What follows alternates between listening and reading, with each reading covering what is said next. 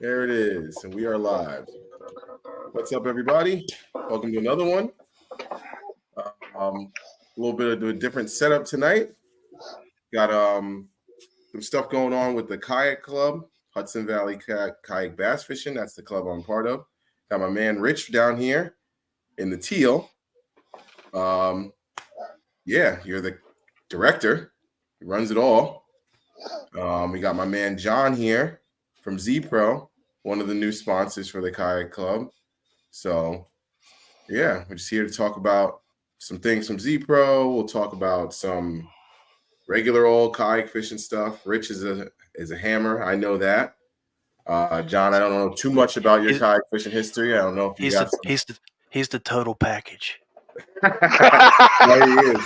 Rich is pretty legit. He's holds it down in the club. So, but yeah, John, take the floor first. Introduce yourself. Tell us what you do, where you're from, how you get down.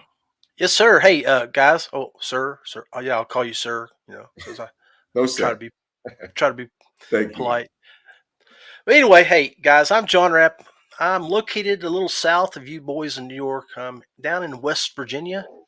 I've been fishing out of kayak now for 10 years. Before I started my kayak fishing journey, I was in one of those little 10-foot pond crawlers. And I would hit these back country cold camp ponds and sludge places and marshes here between the ridges in West Virginia. And then I started floating the rivers in it, and finally I got a hole in it after about a year and a half. It's one of those old Pelicans, and you know how they're seamed and they got the holes around the seam. I got a hole inside, so I had to replace it, and I decided to start looking for a kayak. Well, my girlfriend at the time, very active into the scene too. We ended up getting married. Thank God. I kept her from somebody else, but um, we started researching and we found some kayaks. We're big into whitewater here around me. A lot of whitewater rafting and kayaking, and well, the local whitewater shop, which is about 15 minutes here. If you guys know where the New River Gorge Bridge is, that's where I live. And right next to the New River Gorge Bridge, not even a mile, is Fayetteville, West Virginia, and they have a nice whitewater and kayak shop there. Has every brand you can think of: Jackson, Wilderness, um, Hobie. Well, not Hobie, but Feel Free, Jackson, Wilderness, um, Old Town. You name it, they had it. So at the time, we grabbed a couple boats and started fishing. Our very first fishing tournament we went to, Beth, there was like 23 anglers. She won the tournament, and she killed it. And then I think I finished sixth or seventh. And then the second tournament we fished, and in between that first tournament and the second tournament, the store owner had already reached out to Feel Free Kayaks and said, "Hey, this girl's a hammer, and she's not bad to look at either. Y'all might want to look at her." And then so the second tournament, yeah, the second tournament, we won or we fished. She came in second. I tied her, but she had the big fish, so I finished third. I think there were like 30 anglers. And go from there. Right after that point, Feel Free Kayaks picked both of us up. On May 9th, I think will be her 10-year anniversary with the company. And Mm. I follow right behind that for 10 years. So I just want to point something out. Imagine that you get to tell a story and brag about how your wife just beat you in kayak fishing. hey, bro, Just that sentence alone is awesome. listen, you go look at Tourney X and Beth. Well, actually, that was prior to Tourney X being used heavily here in West Virginia. Because that's 2014. That's the old photos at the ramp. Yeah, photos. So a lot of whiteboard. The stuff was, just that saying, my wife beat me in a kayak tournament. That's a nice ring to it. Let me tell you, Beth beat me a lot of times. I'm not ashamed to say it. I'm not ashamed to say she beat me out on the water. I'm not ashamed to say she beat me here in the house. I don't know if y'all heard that from upstairs. I heard her. I heard her. But she's cool people too. She's good. She's a hell of an angler, and we get her out on the water here on occasion now in the past few years. She's doing different things, but she still reps Feel Free when she can, and we appreciate her. But you know, we did the national trail after that, guys. I mean, I've won money at 2 national championships back in 16 and 18. Haven't done very many. I don't think I've been back to a national championship since they moved it away from Tennessee. But so anyway, I've run kayak fishing clubs, so I know what Rich is doing. I ran the West Virginia Kayak Anglers for 5 years. Yes, little Rich, she beats me like a rent a mule every day, brother. Even now. Get admin on Hey, but no, man. So I've been in the fishing scene for 10 years. I've been with Feel Free Kayaks for 10 years. I got promoted to their club or team manager 2 years ago. So I run their team. And then my marketing director is from Austin, Texas. And that's where ZPro's from. And he worked with ZPro. And he's like, they were just starting their program, getting their batteries out. And he said, I got a really good team manager, you might want to look at, bring him over here and help you start up your stuff. So they brought me on last year, about this time last year. And we created a competitive team this year. If you go look at the ZProLithium.com website, we now have a page dedicated to our competitive team, kayak fishing team, and we're listing all those guys up there and trying to give them some love and promote them the way they promote us. So we got 8 guys up. I still got 2 more guys I'm getting uploaded. I added hey, do you need another one? Okay. Yeah, always looking for hammers, bro. But we added Abby Abadanza. He's cool dude. He's actually a really good dude. Yeah, Pennsylvania, and I think the other one we still have to upload is Josh Deal from Georgia. Yep. I think it's Josh. We may have just added him, but he spells it like DE or DIEHL or something, right? Yeah, that's right. Yeah. He's a hammer. Yeah, he is. And another thing I can tell you about Josh, if you guys are interested in how ZPro batteries work, and he did a really good breakdown of the battery power on his Hobie and how far he can go at different speeds with it fully weighted out. So it gives you a good breakdown on, and if it's not a ZPro battery, it might be any type of lithium battery, but good guide for guys who may want to power their kayaks down the road. So the only thing I will touch on that though about lithium batteries, I'm going to recommend to you guys, don't go to Amazon and buy a lithium battery. Don't get these knockoffs, and I'm going to tell you why. I know 3 or 4 cases, one locally from a third party from the next chapter club over. The guy just burned his house down, half his house down.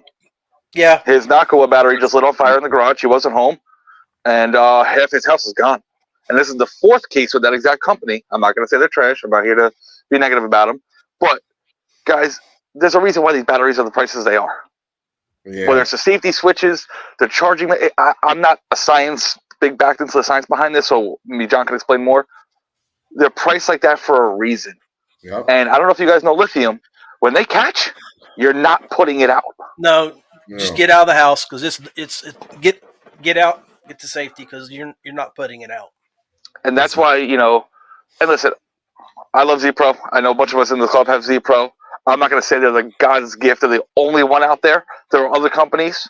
We all prefer the ZPro, but don't go to Amazon because you don't want to spend $80 when that battery should be $400 or $500. Yeah. There's a reason for it. Buy once, cry once. Correct. Hey, well, you hit it on the head, man. Because how many times do guys start off buying a Walmart kayak or something from down at the Tractor Supply. It's a kayak for $300 or $400, and they get out on the water and they flip it, and they're like, I hate kayak fishing. But the thing is, it was the kayak. I mean, you need to go somewhere where people can look at you, ask you questions. How are you going to use it? You see on the social media boards all the time, hey, I'm going kayak fishing.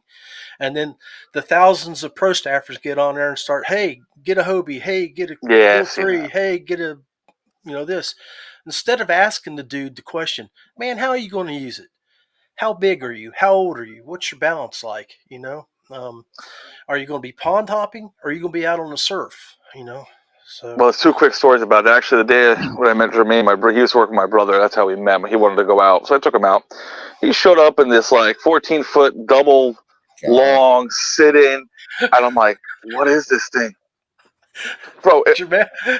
So wait, it gets better. So we're out at the lake, we're fishing, we caught some fish, and all of a sudden he goes, "Dude, I got a lot of water in my kayak." I'm like, "How much?" Dude, he's dumping like bottles, and like he goes like 4 inches. I'm like, "That's not good." My ass is wet. We pull up to the shore, and I look at the bottom of the boat. Just from dragging it, the back skeg area, which he didn't have any protection, was so worn out. There's a huge hole. Now we're on the other side of the lake. It's only halfway through the day.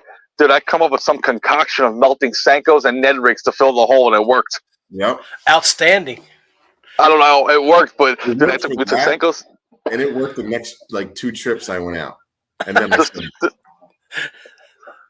I sold him my kayak, and then, he's been out there doing his thing. Which one are you in now? I'm in a Wilderness Attack 120. And then that had a hole in it when I got down to Gunnersville. Did it? Yep. From what? I guess dragging it, the same type of thing. Did you put the new nail guard on the back, or whatever it is? No, I need to. Yeah, get that.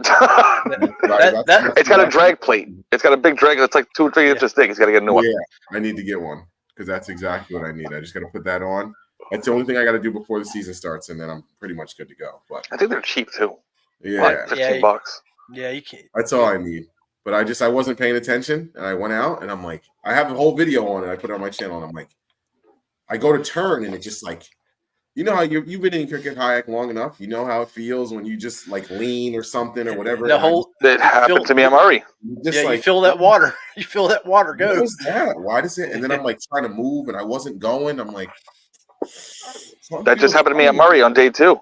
We had 40-mile-an-hour winds, and we're coming back head on. Dude, we're getting sideswiped by these waves. Rich Purdue got stuck out there. Had to go up somebody's back of their yard. Thank God they were cool about it. I mean, they're different breed of people down there. Next day, I didn't dump my kayak. I didn't think anything of it. I got a Hobie. I took a bunch of water over the top. But I'm like, yeah, whatever. Dude, that next day, I had to halfway through. Something was wrong. I thought I had a hole. I had to pull up on some of these, like those little floating jet ski docks. Yeah. Because now I got my battery, my motor, my crate's probably 60 pounds. I probably got 400 or 500 pounds of stuff on this kayak. Yeah. I can't get this up on land and drain this, so I just pulled it up that jet ski dock, spun it plastic on plastic, and just leaned it. Dude, I was above my battery and water in my hull, probably a good foot. Ooh. And that was just from taking water over the top because we were getting hammered with 40-mile-an-hour winds, and I was motoring head on at it. How's that work with the Hobie? Does that water go in from the where the fishing poles go slide through? No. Most the front, the center hatch, because they're not fully waterproof. I should put weather stripping.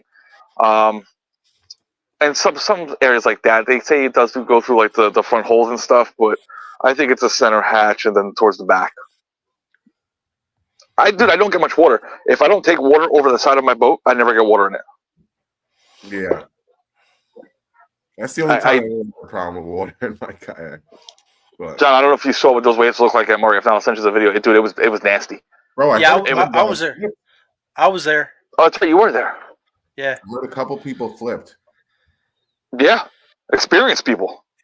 Yeah, I mean that wind was the real deal. I mean, it was pushing some waves. So, it was howling. Yeah, and then thank God, most of the people that go fish those events, have they're experienced. Yeah. They know what kind of clothing to wear in that type of water. So nobody was seriously hurt. So that's good. That's always a good thing. Why don't you pop one of those questions you got over there, Jermaine?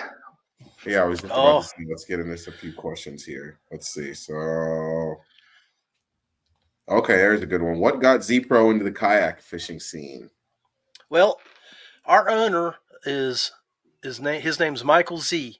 Great guy. Give you a little background on him. He's Chinese, but he's from Austin. He went to school overseas. He has a PhD in energy.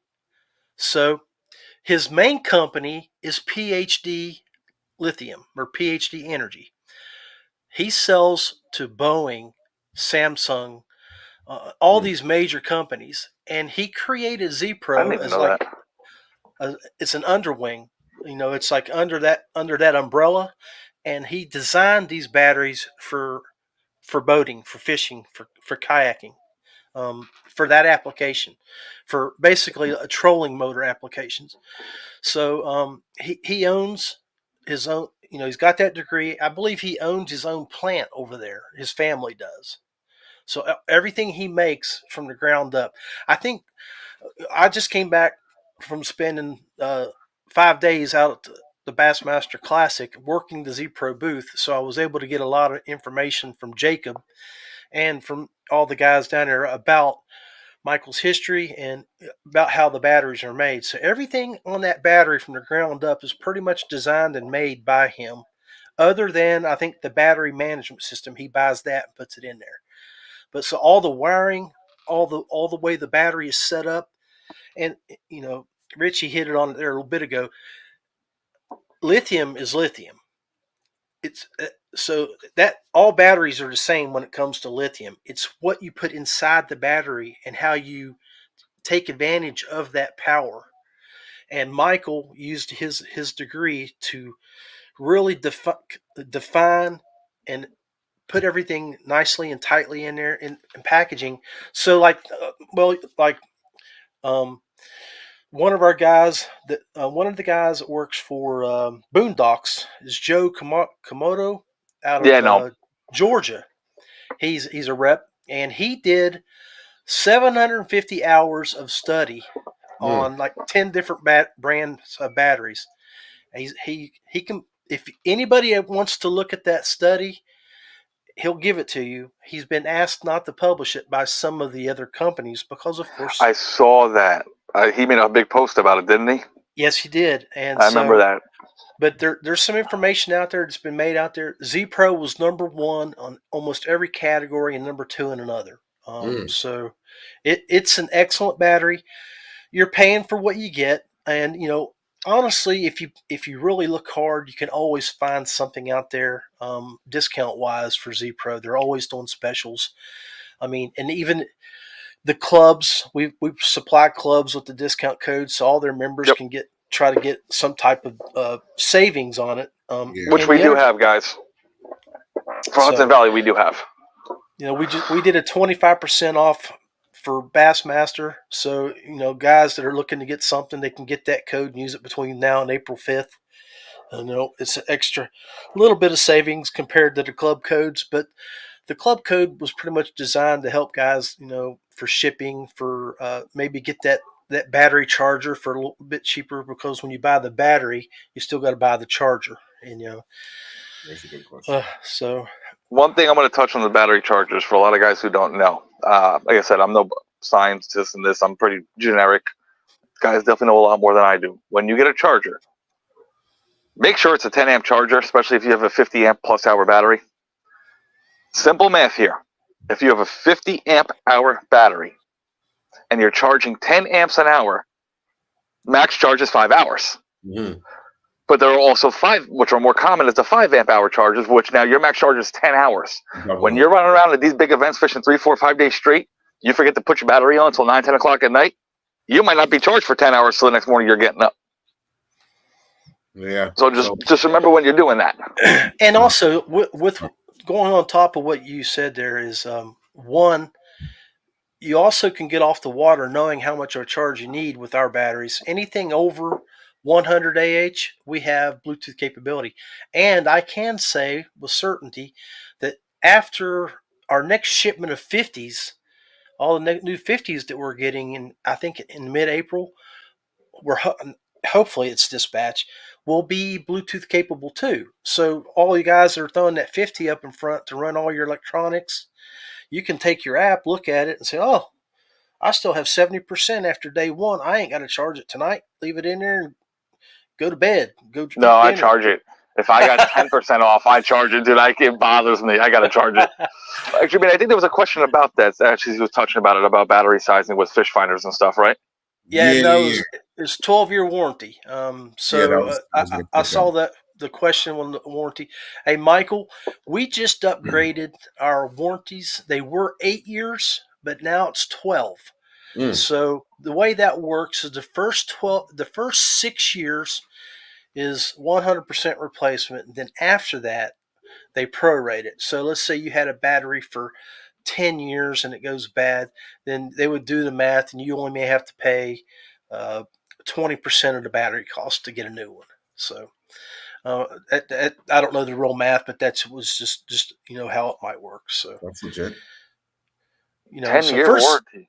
So first, it's 12 now. Oh, it was right? 8. 12. Well, yeah. I would have took 8, but 12's even better. Yeah. So I think 8 before the 8, it was 4 and 4. Now it's 12. It's 6 and 6. So. Talk about the warranty. Can you talk about the waterproofing? If they are they not waterproof? Can they be out in the elements? Yes, they're waterproof, and they're not lead acid batteries, guys. They're lithium, so you can put them any way you want them in the boat. If you want to lay them sideways, straight up, backways, they're lithium. It's not a also the charging battery. So mine's been sitting in my garage all winter long. 3 months I haven't touched it since last October. I mean, since our fall brawl. I don't know what I left the charge on. I don't know. It could have been 80%, 60%. There was enough juice. Lead acids, you leave them on concrete or in the cold, they're going to drain. Yeah, it's over. I was shocked when I plugged this in to go down to Murray, and it only charged for an hour and a half, which means it retained its charge for 3 months in sub 20 degrees. Yeah, I was going to say minimum. For that 3 months. By itself without even being touched. And it maintained the charge. Which I think I actually talked to you, John. I talked to Kyle. I'm like, dude, is this normal? I was shocked, completely shocked.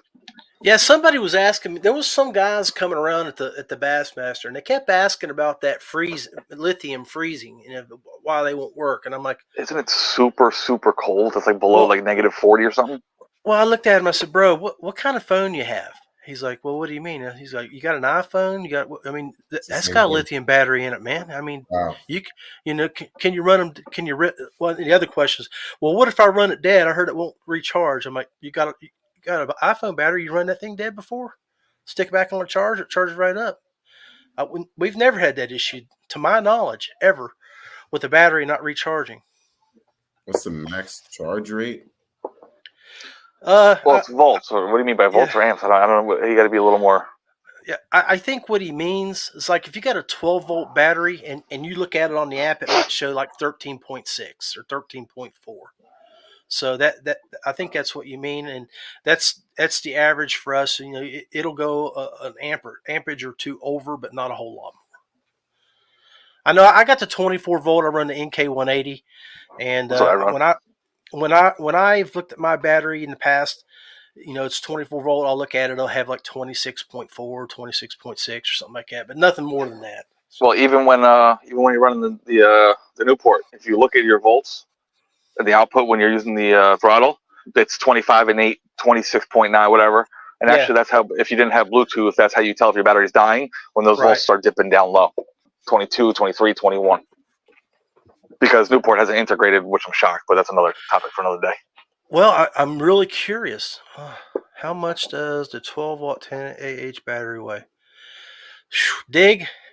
You digged me there, bro, because I don't know that off the top of my head, but we can look it up. My 50 amp, my 24 volt 50 amp hour, I think is 13 or 14 pounds, isn't it? Something like that, or no, 21. I'm sorry, 21 or 22 pounds. I'm sorry.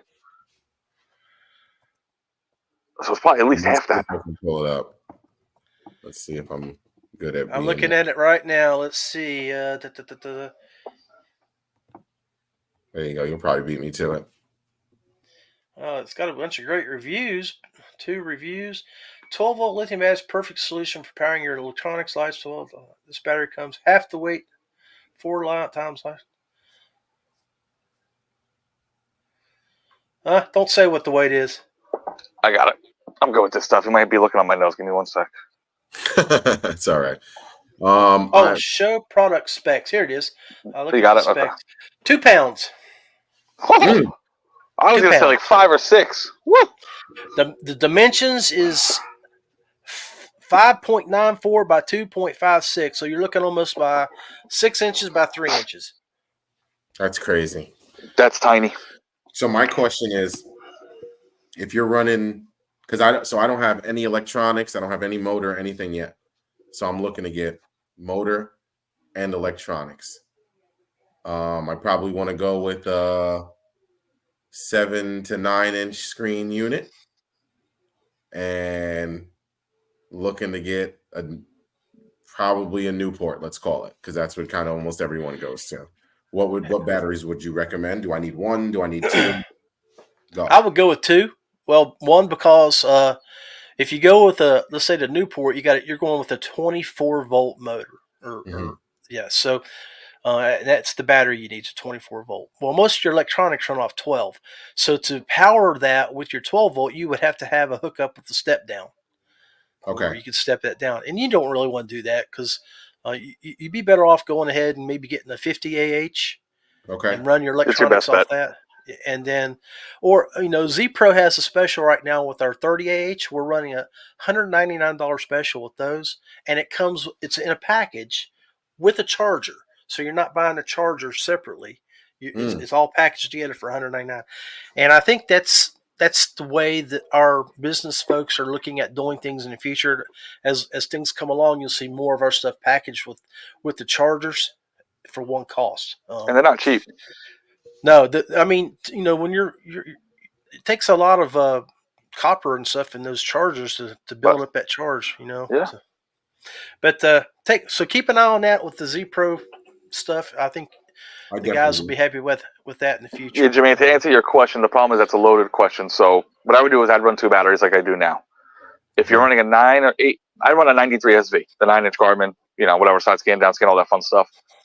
I have a 12-volt 10 or 12 amp hour, and now it's like, it's 6 or 7 years old now because this is way before everything when I first got into it. It would have held my fish finder 9 to 10 hours for 2 days straight each day without charge. That's right. So you could literally get 2 full days plus with those, with probably a 10 or a 12. The Newports standard, you're gonna go with the 24-volt 50 amp hour, and I can tell you right now, you could run anywhere, depending how much you use your throttle, probably 16 to 20 miles in one trip on one charge. Well, I'll give you an example. I've got the 65 AH on mine, and I went up to Lake Erie. I ran 4 days on my battery without charging it. Yeah, beautiful. Thanks, Colin. Yeah, and that's what I recommend minimum. And a lot of these guys now that they're getting these live scopes, you might want to have a 3rd battery. But space is limited with the kayak, so you got to be careful too. Yeah, and that's why you go with something small. So you want to set up the black box with the battery supply all by itself, and then run your electronics. So if you're lucky, if you're lucky enough to, say you got an XI3 or something that's a 12-volt battery, a 12-volt propelling system motor, then you can get a bigger 12-volt, get like a 165, and then set that up to run your electronics and your motor, and then have a 30 or a 50 just to run your black box. So you still go, but for like me and Rich, the guys that are on the Newports, or we have the 24-volt or the 20 or 36 now with the 300s. You're going to probably want to maybe go combine things and be a little bit more frugal, but because of, as Richie put, you got space considerations. So you could even get a little more complicated if space is an issue. Corwin, Chris does it. I don't know if he still does it. He's got one of the, I think he's got an Old Town, but I think a smaller one. He actually had to circuit 2 12-volts to create a 24-volt circuit because he needed 2 separate batteries just because of space.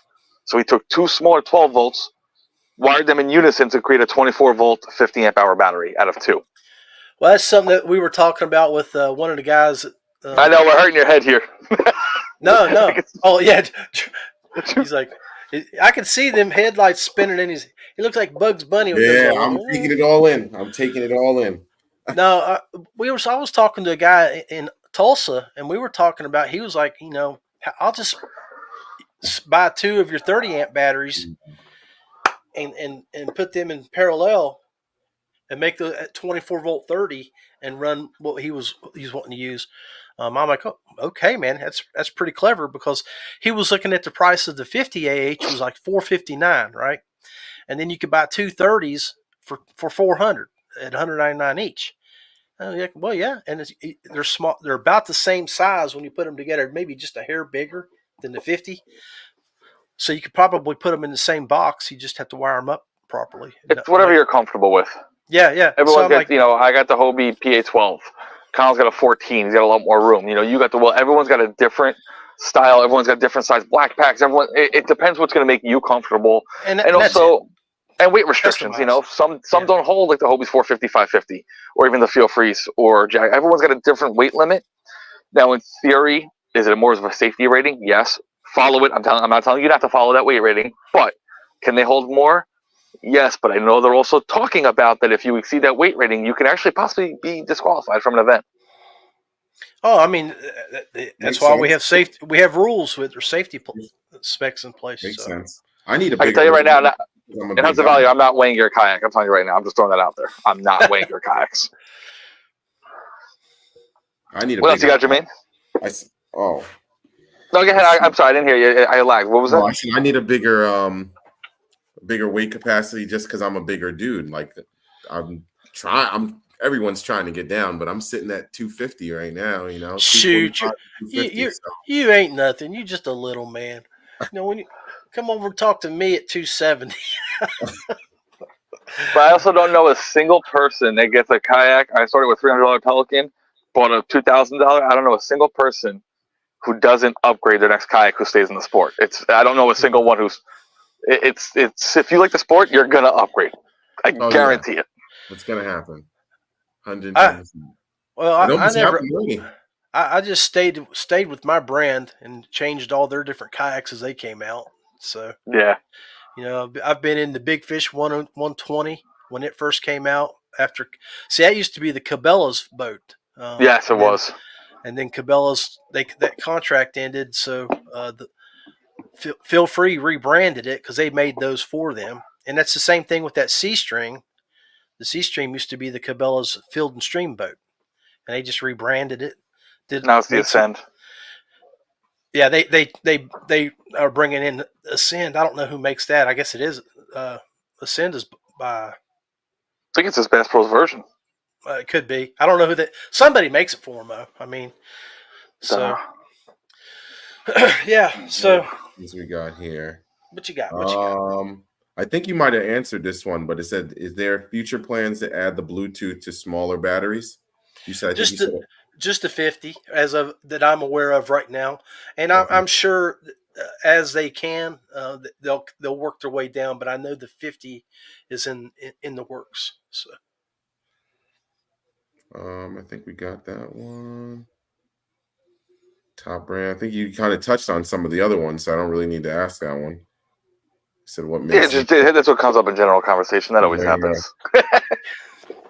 Yeah, but I don't know if Joe. I'm gonna see if I can find that, and I'll share it here in private chat. Y'all can snatch it later and put it in the links. Yeah, if you send it to me, I'll share it to the guys, and they can look it up. Yeah. Red does 700 hours of research, whatever it was. Yeah, it's over 750 hours. It's pretty impressive.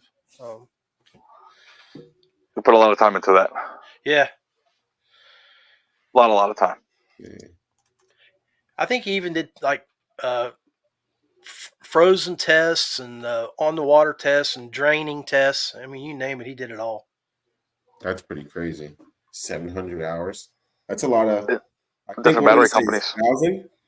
Isn't that 1,000 or 10,000 hours, and you're a master or something like that? But 10,000 casts, you catch a muskie. Yeah. I think that depends on where you're at, Tiger muskie, I should say, not just muskie. Yeah. I don't think we have any more of those down here. Back when I was a kid, they were putting them out down here. They were those hybrids. They were stocking them quite a bit. But, I think their lifespan, now that I'm older, they're all gone. 11 to 14, I think. Jermaine, they used to stock them in Rockland Lake, right? Really? They used to stock them in Rockland Lake about 20 years ago, 25 years ago. The problem is tigers are sterile. They don't reproduce. Yeah. And their lifespan's probably, 12 years or something like that? It's short. Okay. And then if they stop stocking them, they die off. Yeah. That's nuts. Yep. They used to be quite big ones in there from what I know. Yeah, because there's some crazy catches from Rockland Lake on Fish Brain, and sometimes I'm like, yo, is this like real? That place is dead. I haven't been there in 4 years, and you can't catch me going back there. I came alive last year.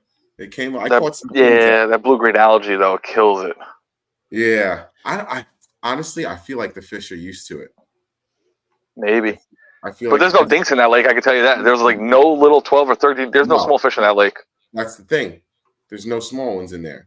So there's nothing under like 15 and 16 inches in there. It doesn't make any sense. It doesn't make any sense. I think I've caught like 2 or 3 fish out of there that have been dinks. I got 2 7-pounders out of there. Yeah, that's nuts. That's nuts. That one I caught the first day you gave me the kayak, I took it from you, went to Rockland Lake, and I caught like you said, a 5-pounder. And then they're in there. Yeah, it's nuts. I sent you that link, brother. Cool.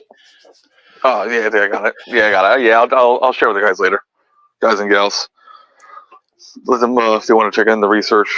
I actually never looked into it myself, so I'm gonna look at it. So, guys, where are we going to next? I know I'll be down at Lake Norman next week, trying to fish that Hobie event. I heard to stay away from it. I heard that place is not the easiest. Lake Norman, it's tough. It's a tough bite. I fished there 4 years ago when the Hobie was there. Yeah, it's a good spot lake. You have to go down toward the southern part of the lake where the power plant is. The northern part is where the largies are, is my understanding. And I fished the mid to the south part of it, and I found a school of spots and was just hammering them. Yeah, but what's a big spot? 17, 18 inches? That's a big spot, isn't it? Yeah. I mean, I caught a 20. They do get. Okay. Oh yeah, they're you can catch 18, 19 inch, 20 inch spots in there. Just not as common. No, I mean, I think the average is between 14 and 16 inches. So if you can get into that larger category, I think you can stay in the top 25%. We don't have spots here at all. I don't think a single lake that I know of has spotted bass. Yeah, spotted bass. So I just know they're pretty much the smallmouth fight of the largemouth species in the sense of what I hear. So what I hear is when you find a school, they're generally all going to be the same size though. There might be 40, 50, 100 of them, but they're all going to be the same size. That's pretty true. You know, within a half inch or so of each other. My experience, that's very true. Because that day I was catching, the first day of the event I was catching 13, 14, 15 inch fish. And then the second day I was catching 14, 15, 16 inch fish. So I didn't get anything big, Now they were heavy. That's the thing about spots is they get heavy, but they don't get long like your largies. So yeah. Max just caught a tank. I don't know if you saw Jermaine yesterday. 2150. Ooh. 21.5. That's nice. He didn't weigh it, but that thing was full blown pre-spawn. I mean, it was pushing 6.5. I bet you. Well, yeah. What are y'all? Have you guys had a mild winter up that way this year? Is the fish moving a little earlier? Yeah, for the most part, we had a mild winter. But the problem is the last 2 weeks has been this cold front and rain and wind. Yeah. I mean, that water's probably only 42, maybe 40. Yeah. We're only in the mid 40s here in the mountains. I went out for a couple hours today just along the bank. I didn't get a bite. Didn't see any activity at all. I caught 2 today from the bank. Did you? A 315 largie. That's a good one. And then I caught a 2.8 smallie. Where were you fishing? No. Technique. Let's hear it. Let's hear that technique, brother. Jerk bait. Yeah, that's what I hear. Daggone it. 107, man. That's why. I know. They don't know what jerk baits are. They don't know what a jerk bait is down from from Delaware down. They don't know what those are. I tell you, man, that's my weakness. That type of fishing is my true weakness. That's why anything that I fish before April or into April, May, I struggle. And then after that, I can be competitive because my type of fishing, the finesse fishing that I do is a little bit more effective. But That's how I I started. can finesse fish.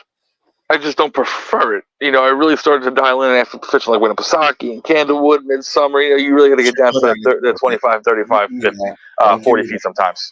You're good at it though, bro. Don't give me that. I'm okay at it. I prefer you give me the nastiest, shallowest, dirtiest grass. I don't care if it's 3 feet thick. I will punch that shit all day. Sorry, I didn't mean to curse. I will punch that all day. Dude, you give me the nastiest grass in 10 feet of water. I love that stuff.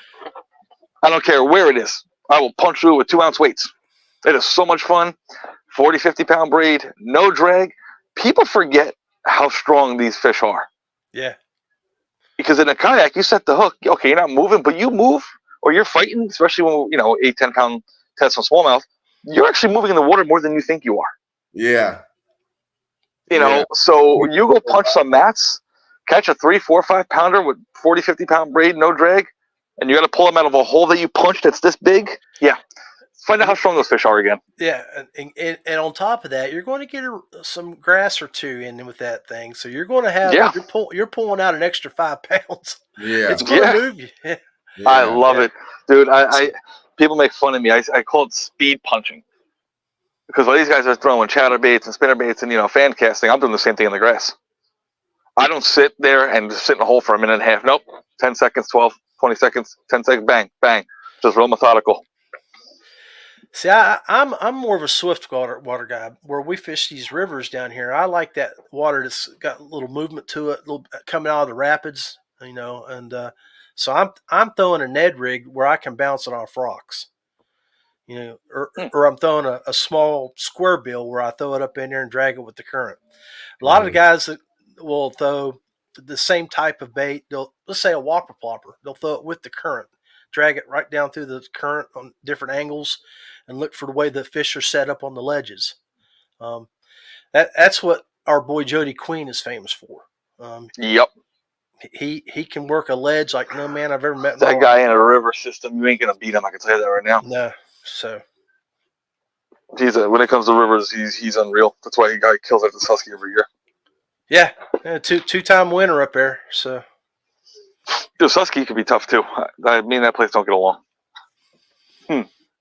I'm still a virgin when it comes to that water. I've never been there. So. I'm supposed to go to the what is that, Kayak Adventure Series event over there on the Susky?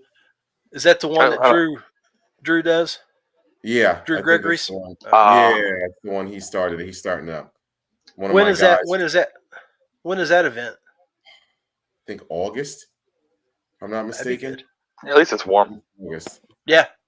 If I'm not You'll be wading in the water, bring a 20-foot rope to tie your kayak off to you because you'll be going through some spot 3 inches of water. There's different rules I got to read up. Like you're allowed to wade. You're allowed to wade as long as your kayak is within sight of you. You can fish. Oh, they're not making you tie it to you because I know Hobie and all that. You have to tie it to your waist or your life jacket. Double check. Obviously, those are old school rules, man. That's the way it was back in 14, 15. You could use your boat, get to a spot, get out, keep it in sight, and fish. On a river, because how many times when you fish a river, you can't get stopped after you go through a shoal or a rapid or to get turned around and fish it. So guys will stop above it, walk down and fish it, then jump back in the boat and go. I've never fished a river in my kayak. There's not too many. I feel like there's not. I mean, I don't really look for them, but so we believe it or not, when we fish Lily and Zor, they're rivers. It's actually the Connecticut River, but they're so wide, there's no current, and they're dammed out. So you don't even realize that. Were you there last year at Zor with the 11 inches of rain we got that day?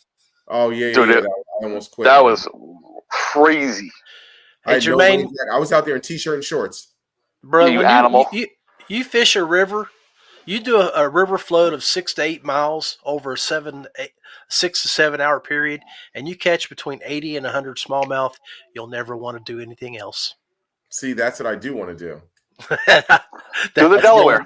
That's what I heard is going to happen at the Susky, but yeah. See, listen, I get what a lot of people are going to tell you about the Susky, but the Susky can be very, very deceiving. I'm telling you right now, I fished it 10, 12 times now.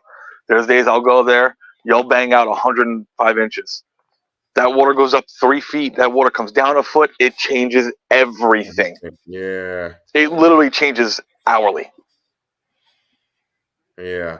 My And there's plan days is it's very to get humbling. down there. The real plan for the Susky is to try to take off like 4 days before the event. Are you going with people? I'm going with the one. Right now I'm only I'm just have a partner. You should park a car to go down so you can do a float trip. Yeah.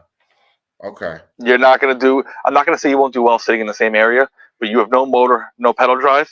You're going to be floating down and getting up on these little ripraps and these little islands that are just rocking stuff.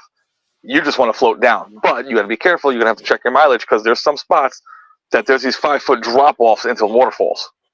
Oh my God. Yeah, man. Thanks, Colin. Colin, I got a video. Colin went down it.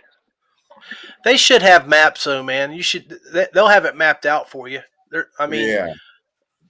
Down here in West Virginia, all of our lakes or rivers, they have like the New River, and you got maps for telling you where the different class 2, class 3 rapids are and stuff. Yeah, we don't. There's not many rapids. It really depends on the water level up here. That's why. That's the problem. My partner's live right now. I just realized that he's live on his own channel. I'm like, why is he not? Usually he jumps in on my live. I'm like, why is he not in here? Yeah, I think he's live on his channel. You know, it's just the Susky could be very humbling. But there's some tank smallmouth in there. That's what I've heard. I need one. Well, my understanding is just throw top water all day. Yeah, the average fish up there is going to be above average what we're used to catching on the spot. Yes, your average fish up there, like 18s and 19s, are pretty common. Yeah. Yeah. Yeah. So, and I think Pennsylvania the for a smallmouth citation is not, but maybe an 18-inch fish too. Is it? I'm gonna have to research that, but we were talking about that last year. I know it could be a 20-inch. No, I think it's 20. Because I know West Virginia is a 20. So, I mean, you watch Jake Harshman and these guys who live there. They pull out 21s and 22s pretty frequently. Yeah. There he is. Bro, I gotta show you this video, John. I'll send it to you later. I thought he was gonna die. I really thought he was gonna die. Hey, Colin, if you're listening, buddy, I have a buddy of mine. We've got him on video. It's about 10 years ago this year, going down Surprise, which is a class 3, and he was doing that in a feel-free lure, 10-foot boat, and he's a big boy. He bigger than me. He was going down that boat, and you can watch him working that paddle, going all the way down. And when he hit the heart of Surprise, it has like an 8-foot drop, it's got a big old bowl. He made it all the way down until he hit that. And if he could have got through there, he would have made it.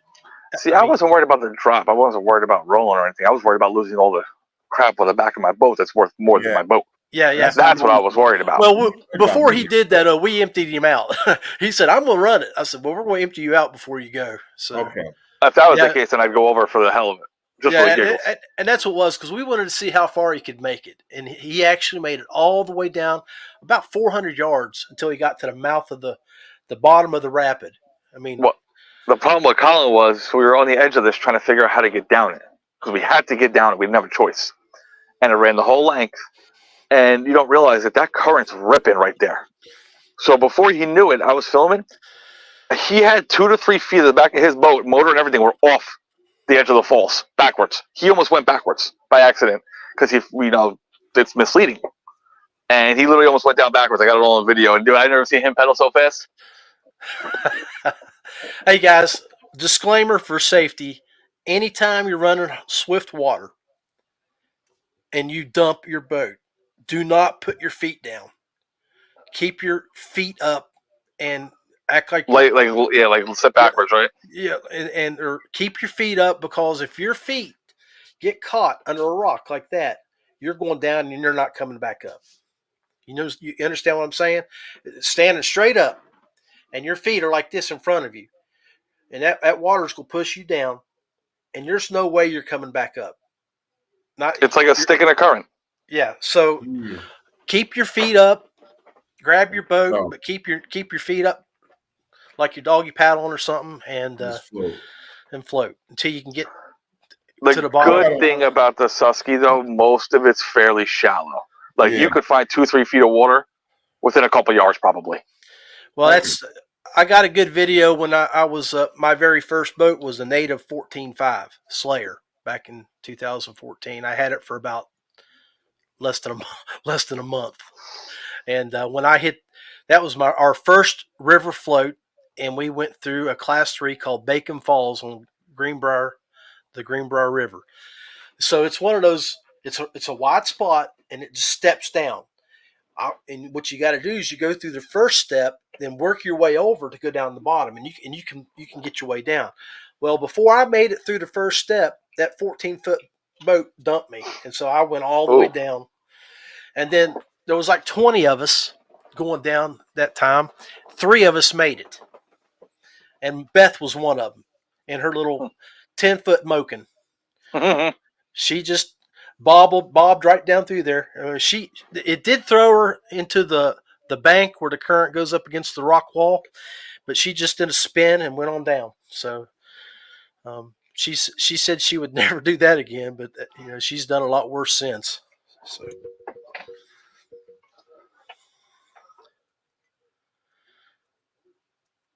Sorry, I can't see these questions pop up. Yeah, I couldn't see questions and stuff pop up. That's why it's weird. One of the Facebook users asked, "Are we on YouTube as well?" Yes, we're on YouTube on my channel, Mainstream Fishing. Let's go. Mainstream Fishing. Gonna go add that one. Please and thank you. I'm not even adding them. Come on. No, I'm just kidding. I'm gonna be honest though. I actually don't watch fishing YouTubes and stuff. I don't. I find them very boring. Yeah. As in general. Nope. I just started listening to podcasts on my way to work for the first time like a month ago. I haven't uploaded anything that I've done in the last year and a half, because when Spotify bought out the company. Chris, what'd you find? We found the YouTube channel. Hey, while you're at it, go look up Rusty Hook. Who's that? Is that you? That's me. I don't think it's under Rusty Hook, but it's probably under WV Rap. I wonder what that stands for. I don't know. That's Rusty Hook. I'm gonna give you a follow too. Yeah, I'm on there. I got a Facebook page, Rusty Hook. That's where my stuff streams pretty solid. But I do it live on Tuesday nights, and I stream on Facebook, Twitch. I have a Twitch account, so there are people on Twitch that don't play games or watch women, and then I'll stream on X too. That's the good thing about great thing about StreamYard. You guys, you can stream up to 8 locations at one time, and with where we're on the Paddle and Fin Network, we stream out in Colorado with Gene out there with TPO and True Patriot Outdoors, and then Paddle and Fin page, my page, and then I have the West Virginia Kayak Anglers page too that we're using to stream a lot of stuff on right now while we're on our hiatus for tournaments and stuff. We took a year off. Let's see what we're going to do after that. You coming back this year? And it's me and Greg that we did our tournaments for since 2017, and both of us. He took over in 20 doing all the tournament directing after I did it for the first 4 or 5 years, and then he's done it the last 3 years, and he needed a break. We couldn't really find anybody that wanted to step up and take things over. So it's tough. I've been in the same boat, but I actually have guys that stepped up, and it's been major, major, major help. Yeah, I mean that's the thing. A lot of the people that were heavily involved in helping, they're younger, and they've just recently got married. They've just had kids, so their life is changing really hard. That ain't no excuse. I've been doing it and I still do it. Well, suck it up. I wished I could. Right? So, nah, marriage is overrated. No, I'm just kidding. Don't tell your wife that. I'm glad I got my speakers on. She might be on at me on that one. No, she's gonna kill me. She's gonna kill me. I'm just waiting. I'm glad Jermaine's saying, "Hey, let's not wrap things up yet," because I'm afraid when we do and I go upstairs, y'all might hear me yelling all the way up in New York. Don't kill me, honey. Don't kill me. Jermaine, you making Rio? Yeah, I'm making it to the first one. You got to reclaim your title. I know. I got it sitting right here. Where is it? It's Oh, right yeah, here. right there in the middle. There it is. It's Hold it here. up. Hey. Hold it up for the camera. Hold it up. Can you pull it out? I got him again this year. I got him. Now you're going to have to ask my boy over at Catch It said who Rio- came yeah, up Rio Reservoir. who came up with those ideas for that as trophies.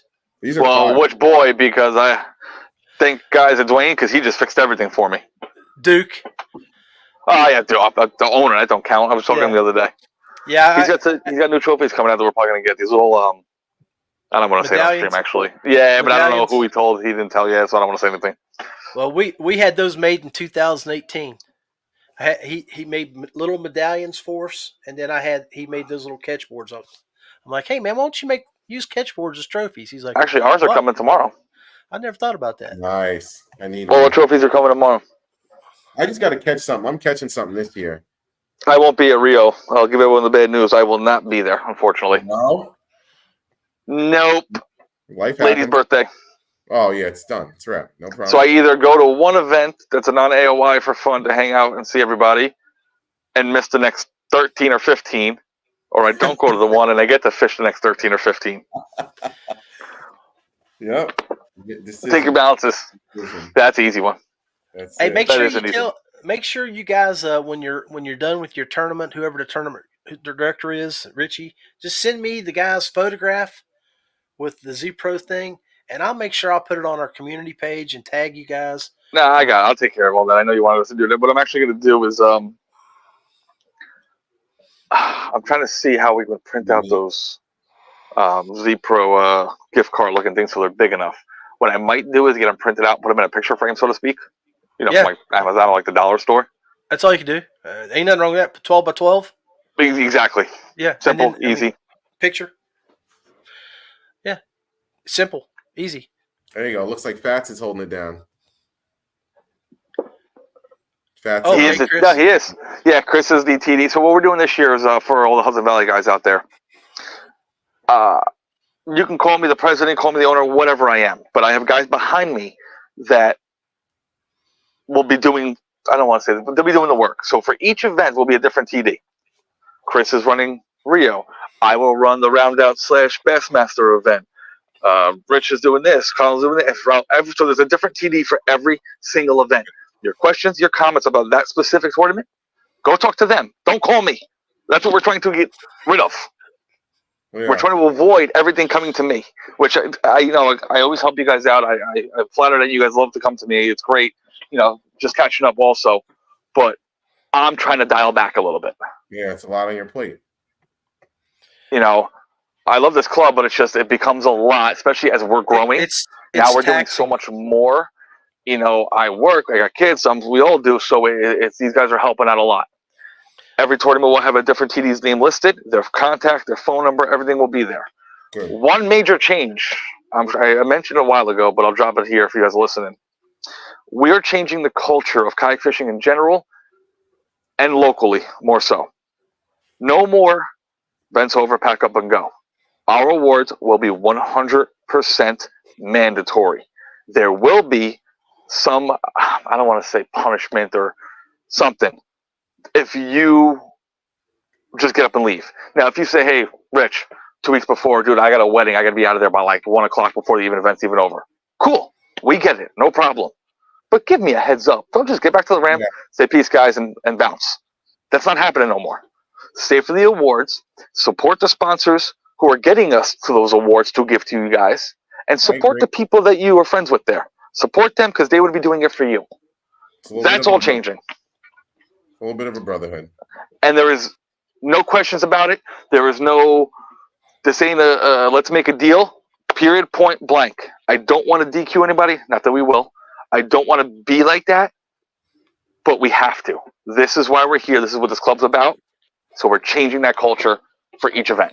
We have a 9-foot banner. We have a tent. We have big checks. We have all these prizes. It's going to look nice. And that's the thing, man. I mean, Make it nice. people put work in, and when people don't appreciate that and they leave, that's why things don't continue like my club. I mean,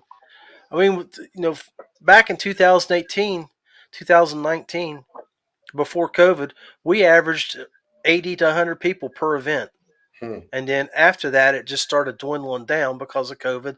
People didn't start coming back out, and then people didn't want to do the work. And then, like I said, you also had guys who got married, got divorced, had kids, and they moved on. So we've lost a lot of our help. But so it's great that you got a support network there. And, wouldn't you rather have 35 to 50 guys be there every week and that show up instead of having 70 guys sign up and 20 of them leave because they didn't win or they didn't have a good day? It's not about that. It's about the camaraderie. Yeah. I can't tell you how many guys. Go ahead, Jermaine. And it's also about, at the end of the day, you can learn too. I know our kayak club, we don't have anybody who's I'm not telling you what I was throwing. We're competitive but friendly. Yeah, they might not give you the exact color and I was throwing green pumpkin blue fleck with the red in it. They might be yo, look, I was throwing a chigger craw. Go figure out the color. But that's part of it. But they're gonna, everyone I've talked to, hey, yo, you were killing them? Dang, I was down here. I wasn't catching nothing. What were you throwing? And they tell you, throwing, I was throwing this. I was throwing actually, I love people's faces when they're newer and they come to the ramp. And they're yo, what was he throwing? I'm like, I don't know. Go ask him. Ask him. And they go over and ask him. Because, I get new people are a little shy because sometimes it might seem cliquey because there's 6 of us over here. Or Mega Pack last year, I'm sitting on the back of my tailgate. I'm always there first and early with Ralph's also always there super early with me. So we're just sitting on our tailgate, helping people get in. As people just coming over to chat. Which I'm also trying to be better at because everybody's welcome to come over and chat. But we're grown-ass men. We're grown-ass women. Come over, introduce yourself, say what's up. Don't sit in the corner because you got to realize as a TD and all the other board guys, we're not even thinking about that. That's it. Checked off. Is everybody here? Is everybody got an identifier? Is everybody on the water? Is everybody off the water? Is everybody safe? We're not thinking who's that? Who are you? We have other priorities that we're doing. So please don't take it as a disrespectful thing. Safety equipment. Yeah. Is the food coming? From the perspective of the guy who's just at the tournament, I just love being there so much that I see, I see Fats. We start chatting it up. What do you throw? But no disrespect to anybody new. I might not be the most open person right away, but if you come up, just hey, what's up? I'm this person. There'll never be a time. Never be a time where you'll get shot down. I've never found it in the kayak community. Never once have I been hey guys, I'm Jermaine. And I got never once. Never once. Join the national scene. You'll see it plenty. Yeah. No, I mean. Johnny knows all about that. This is there's always those guys and girls, but locally, dude, I'm telling you guys, come up, say hi.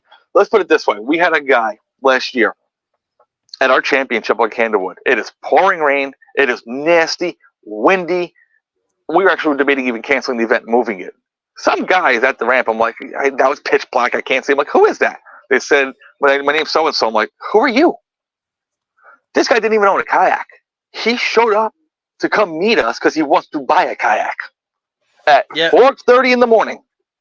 And that's the other thing that you're going to, the companies that you guys work with, especially if you have a kayak company, is going to appreciate you guys having that every tournament, having people come back, because you may have dudes say, they're having an award ceremony, they're having food. You're going to see people who won. We did a barbecue last year.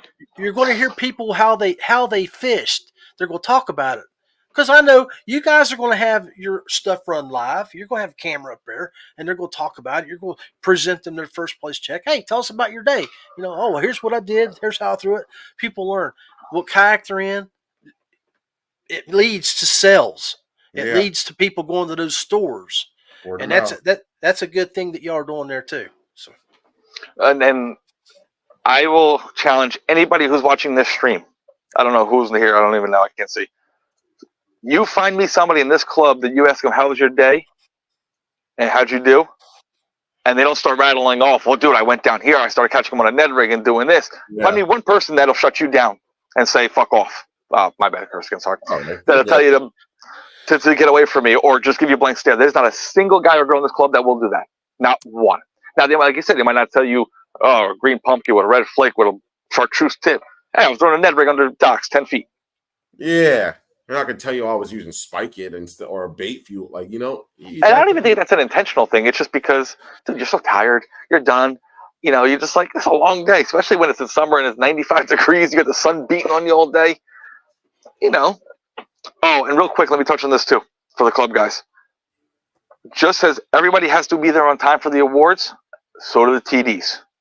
They will be there before you will. I know it's not something I'm guilty of and other guys are guilty of. Every TD who's assigned to that event will have everything set up by the time you guys get back. Wait to unload your stuff. If you get back early and you can pack up, great. At a half hour after line's out, you have a half hour to get back. Whether you're loaded up or not, you've got to be at that award meeting. Put your kayak on the side, load your stuff after. If you get back early, do it before the awards. And the TD will be there waiting on the dot to start the awards. And what we're going to do is, let's just say Chris is in charge of Rio. Hey, he'll call us up. Rich, dude, I'm in the money. I got a chance. I need a quarter inch. I need the last 30, 40 minutes. I'll go back. Don't worry about it. And I'll go back in his place so he can keep fishing. So Teamwork, we're working that out. We're working that out between ourselves also. So as much as you guys got to be on time, we have to be on time and even better. There you go.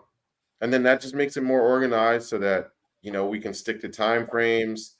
You know, people won't be complaining about, oh, well, hey, the awards is mandatory, but, you know, it's taking an extra 30 or it's taking an extra hour or whatever, blah, blah, blah. But, you know, that just timeliness helps us all. Like John said, it's taxing. You know, everyone leaves at 2, you know, you guys get off the water at 3:30. You're home by 4:30. There's times that we can't, after doing awards and getting everybody together, we don't get home till 6, 7 o'clock. Yeah. As a TD. Yeah. You know, we want to get home, so it's going to help everybody in general stay on time frames, stay on time slots. You know, it's just how it is.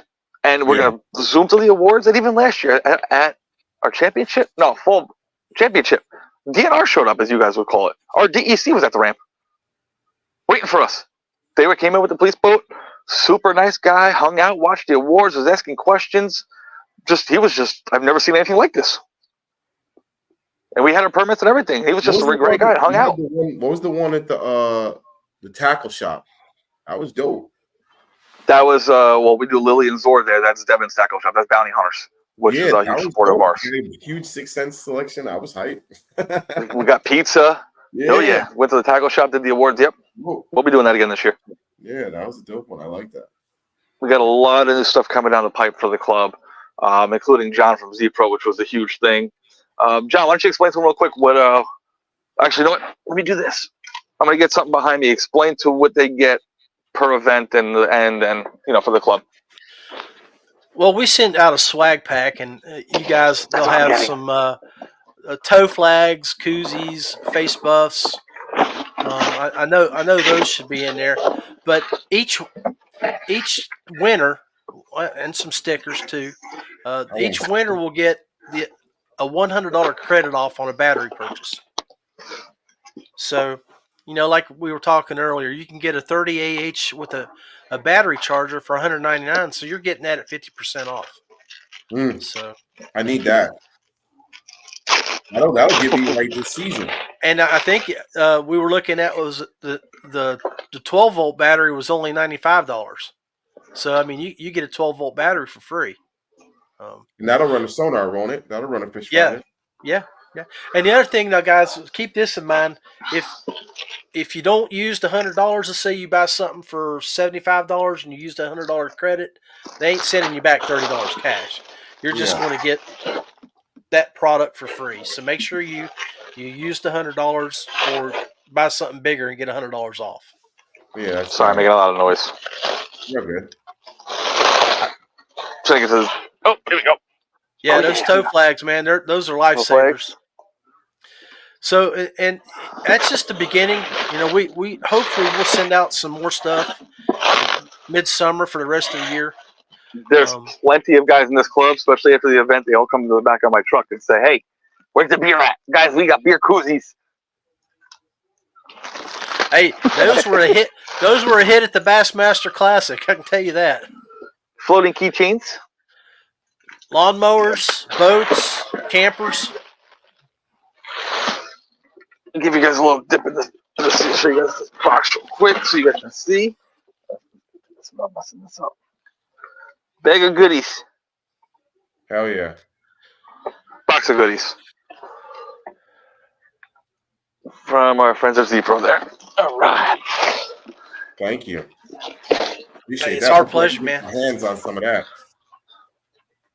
Especially in those gift cards. Like I said, I don't have sonar or nothing yet. So And and honestly, you guys decide how you want to give those out. You could give it out for the smallest bass at a tournament, give them $100 gift card.